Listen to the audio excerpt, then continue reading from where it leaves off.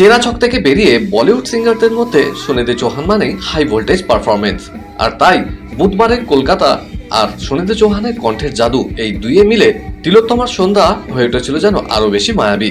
Aquatica গ্রাউন্ডে সুনিধি চৌহানের সেই energetic পারফরমেন্সের কিছু ঝলক রইল আপনাদের জন্য।